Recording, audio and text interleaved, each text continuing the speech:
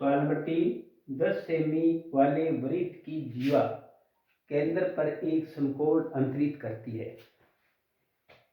एक वृत्त बनाएंगे तो ये देखो इस प्रकार से ये वृत्त है।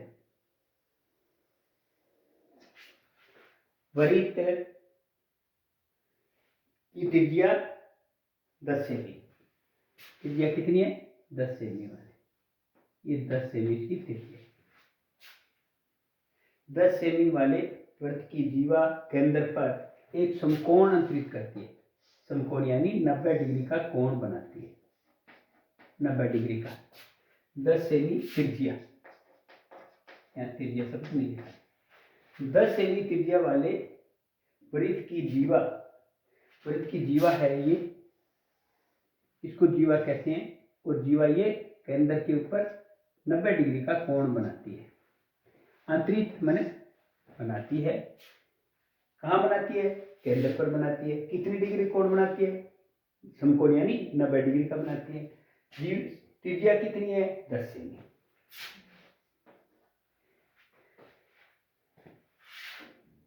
हमें ये जो भाग है ये वृत्त का दीर्घ त्रिज्या खंड है।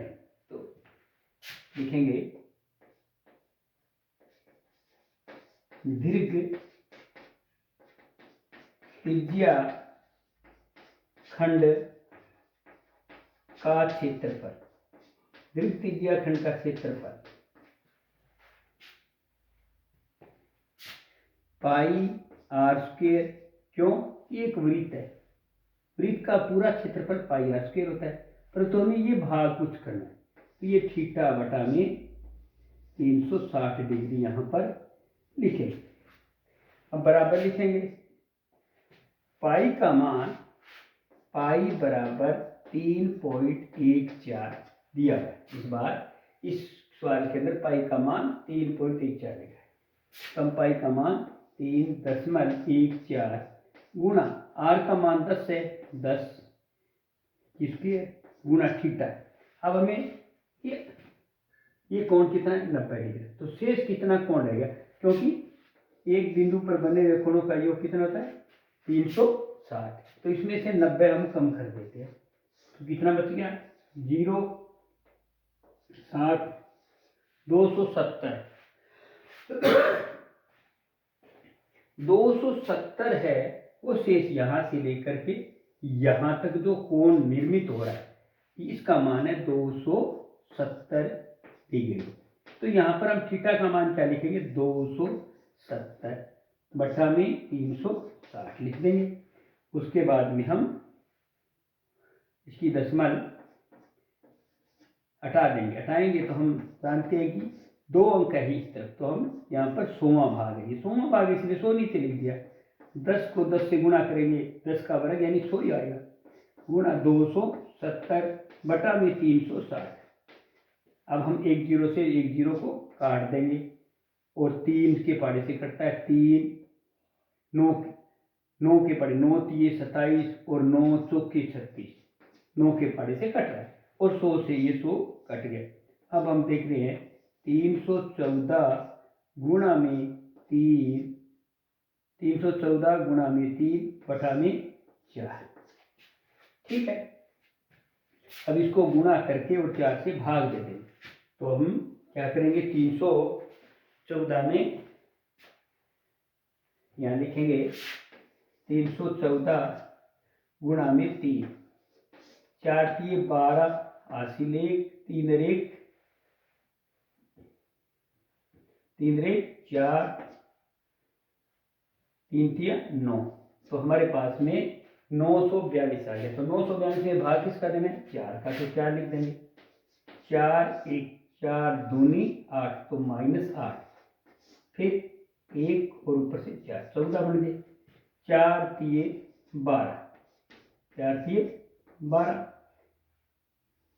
तो 5 चौके 20, 5 चौके 20 दशमलव 2 2 में भाग जाता नहीं, लगाएंगे दशमलव, दशमलव लगाने पर 2 के बाद में यहाँ 0 आ जाएगा, तो 500 के 20। इस प्रकार से हम इसका आंसर क्या है 235.5 वर्ग सेमी। ये इस प्रकार से हम दीर्घ त्रिज्या खंड का क्षेत्रफल ज्ञात कर सकते हैं।